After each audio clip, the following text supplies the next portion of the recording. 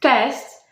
Jeżeli chodzi o dzisiejszy czas, to wiadomo, że internet jest mega ważny. Telefon dla wielu osób jest przedłużeniem ich prawej ręki. No i jeżeli mówimy o telefonie, no to wiadomo, że aplikacji jest mnóstwo i dzisiaj chciałam opowiedzieć o aplikacjach, które są przydatne w Holandii.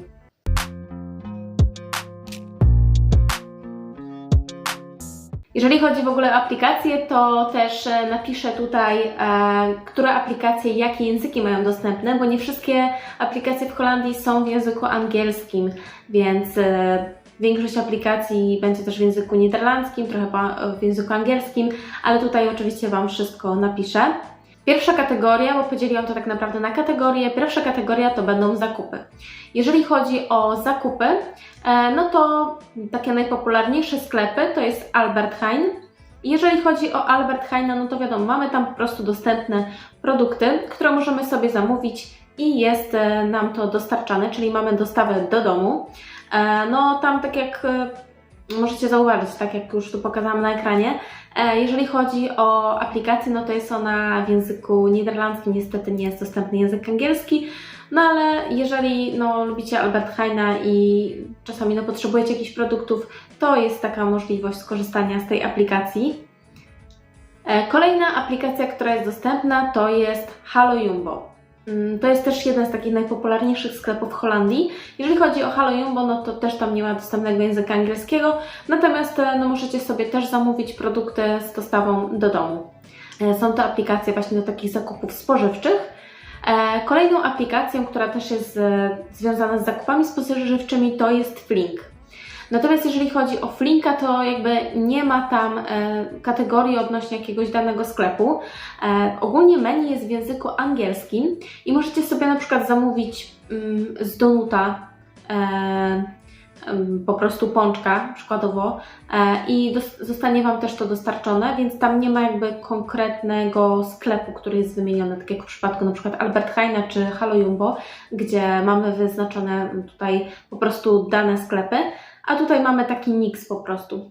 No jeżeli chodzi o te zakupy online, no to może być tak, że te ceny będą troszkę droższe niż w takim sklepie stacjonarnym, do którego możemy sobie pójść. Kolejne aplikacje, które wymienię, to będą takie aplikacje związane nie z zakupami spożywczymi może, ale bardziej tak z jedzeniem. No i taki odpowiednik naszego polskiego pyszne.pl, czyli tuizbezorgt.nl. No i to po prostu jest aplikacja podobna do tej polskiej, nawet w sumie logo ma w tym samym kolorze. Jeżeli chodzi o tuizbezorgt, no to jest tak, że wchodzicie sobie w tę aplikację i wybieracie sobie knajpę, z której po prostu chcecie zamówić sobie jedzenie, czy to jest z jakiejś restauracji. Macie oczywiście też podane rodzaje kuchni, jakie możecie sobie wybrać. Plusem jest to, że jest też opcja w języku polskim, więc możemy sobie zobaczyć po polsku po prostu opisy i menu. No i też jest dostępny język angielski. Kolejna aplikacja związana z jedzeniem, natomiast jest to trochę związane z cateringiem, bardziej w sumie z cateringiem, to jest to HelloFresh. Polega to na tym, że zamawiacie sobie właśnie pudełka z jedzeniem i macie tam produkty, które otrzymujecie, i z tych produktów przygotowujecie sobie na przykład obiady, że zamawiacie sobie 5 obiadów na cały tydzień. I jeżeli chodzi o te HelloFresh, no to plusem jest właśnie to, że nie musicie specjalnie chodzić do sklepu i też nie musicie jakoś długo się zastanawiać nad tym, co musicie ugotować na obiad, tak? Tylko macie po prostu menu i z tego menu tych przepisów wybieracie sobie przepisy, które Was interesują, które będziecie chcieli sobie przygotować i w związku z tym menu dostajecie potem po prostu produkty spożywcze do ugotowania. Także to jest bardzo fajna opcja dla osób, które nie mają czasu albo też nie przepadają za takim właśnie kombinowaniem, cudowaniem, co tu na obiad, co wymyślić i tak dalej, tylko chciałyby jednak mieć te przepisy w jednym miejscu. Aplikacje nie związane z jedzeniem, ale związane z kupowaniem, to są aplikacje takie podobne trochę do Allegro lub też do AliExpress, chyba tak mogę to porównać, tak, AliExpress. Jeżeli chodzi o pierwszą aplikację, to ja bym ją bardziej porównała do Allegro, dokładnie jest to Bolcom, natomiast można tam kupić dużo różnych produktów w dość dobrej cenie i też jakościowo też dobre. Druga aplikacja, która jest związana z zakupami różnych produktów, jest to Marktplaats i to jest taka największa platforma w Holandii związana z kupowaniem rzeczy z drugiej ręki. Więc to są używane jakieś ubrania, różne rzeczy, jakieś nawet produkty RTV, AGD, więc tam możecie sobie dużo takich rzeczy kupić. No minusem tej aplikacji jest to, że jest ona niestety tylko w języku niderlandzkim, więc jak chcemy dowiedzieć się więcej o produkcie, no to właśnie nie ma tego menu w języku angielskim. Kolejne aplikacje są związane z pieniędzmi, z finansami. No i pierwszą taką aplikacją, która jest, myślę, bardzo ogólnie dostępna i coraz bardziej popularna, to jest aplikacja Revolut.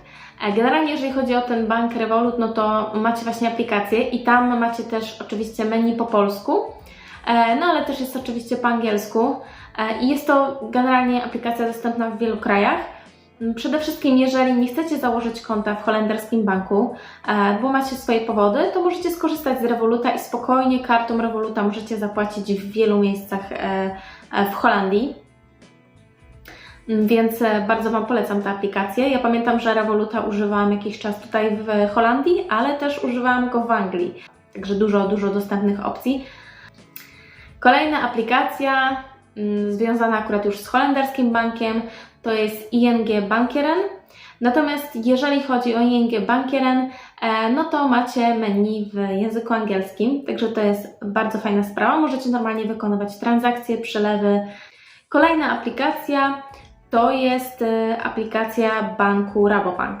Normalnie się po prostu nazywa Rabobank i też jest dostępne menu w języku angielskim. Możecie robić przelewy, dodawać sobie kontakty do zapisanych, tak, gdzie te przelewy po prostu regularnie wykonujecie. Kolejne aplikacje, które są związane bardziej z formalnościami w Holandii, to jest Berichenbox i to jest aplikacja, w której możecie odczytać jakieś wiadomości, jakieś informacje, tak, które otrzymujecie z urzędu. Głównie też jest tam wymieniony taki po prostu formalności związane z Belastingdienst. Także jeżeli na przykład potrzebujecie często jakieś dokumenty i no, chcielibyście mieć wszystko pod ręką, to ta aplikacja może być przydatna.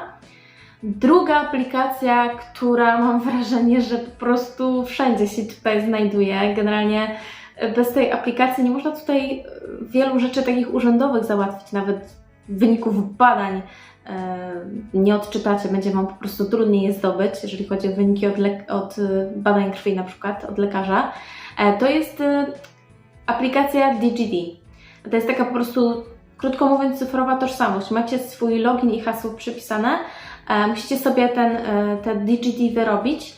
Aplikacja związana z pogodą, która myślę, że tutaj w Holandii może się bardzo przydać, ponieważ jakby nie patrzeć, jeżeli chodzi o pogodę w Holandii, to jest ona bardzo często zmienna, może nie w okresie takim letnim, ale w tym okresie jesienno-zimowym i wiosennym potrafi być dość często zmienna. No i jeżeli chodzi o tę aplikację, no to ona podaje prognozę opadów na najbliższe 2 godziny w danej miejscowości. No i też fajną opcją jest to, że oczywiście menu jest w języku angielskim. No i też mamy tam mapkę, możemy sobie zobaczyć taki podgląd tego, jak to wygląda tak w takiej wersji geograficznej. Jeżeli chodzi o aplikacje związane z podróżami, to jest ich dość sporo. W przypadku samochodu jest taka aplikacja jak ANVB On The Way. To mamy w niej info o ruchu drogowym, o aktualnych cenach benzyny.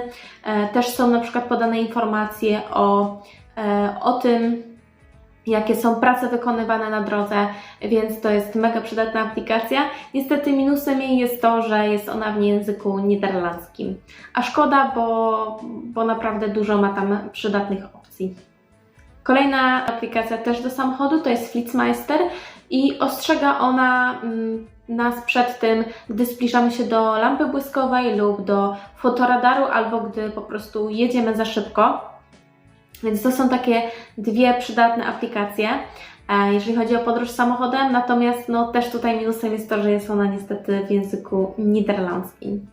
Aplikacje związane z transportem publicznym to jest 9292NL i też Reisplanner NS. Mamy tam rozkłady na pociągi, tramwaje, autobusy, metro też I jeżeli chodzi o tę aplikację, to ona jest dość nawet naprawdę taka w sumie dobra, bo mamy też informacje, jeżeli jest opóźnienie, czyli na przykład czekamy na autobus, powinien przyjechać o danej godzinie, ale na przykład spóźni się 2 czy 5 minut, no to jak wejdziemy w aplikację, to ona na bieżąco po prostu przekazuje te info o tym, że po prostu autobus czy tam pociąg będzie spóźniony, więc możemy sobie to na bieżąco sprawdzać, nie musimy się denerwować, tak, że tutaj nie pojawia się ten pociąg, na który czekamy. No i druga aplikacja to jest NS Race Planner, to jest aplikacja kolei holenderskich NS. To możemy tam na przykład kupić bilet na wypożyczenie roweru, bilet elektroniczny. Pamiętam, że mi się ostatnio przydała, jak były prace drogowe i miałam problem z dostaniem się do Amsterdam Central. No i ta właśnie aplikacja była bardzo pomocna, bo w 9.2.9.2 NL nie było aż tak szczegółowo wszystko pokazane. Także te obydwie aplikacje myślę, że mogą się w pewien sposób uzupełniać.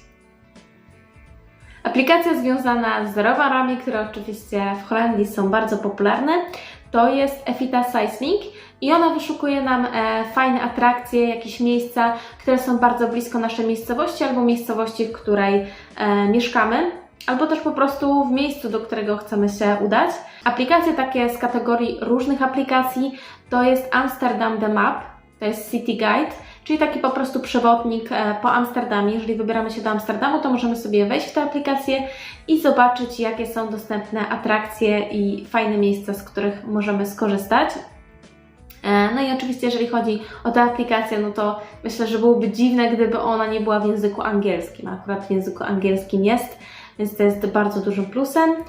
No i ostatnia aplikacja, która nawet nie wiedziałam, że istnieje, bo mnie to po prostu nie interesuje, bo nie palę zioła.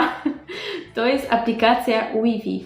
Wyszukuje coffee shopy w miejscu, w którym po prostu jesteście, w Waszej miejscowości albo w jakimś najbliższym miejscu. Jeżeli to jest w innej miejscowości, to wyszukuje Wam tę najbliższą miejscowość, w której jest coffee shop dostępny. No i pokazuje też godziny otwarcia danych coffee shopów. I to tyle z mojej strony. Dajcie znać w komentarzach, co Wy myślicie o tym zestawieniu, które przedstawiłam, a może któryś z tych aplikacji nie są Wam znane, a może jeszcze dodalibyście jakieś inne aplikacje, które Wy znacie do tej listy. No i dzięki za oglądanie. Subskrybujcie kanał, jeżeli podobają Wam się moje treści. Dzięki za oglądanie. Trzymajcie się ciepło. Pa, pa!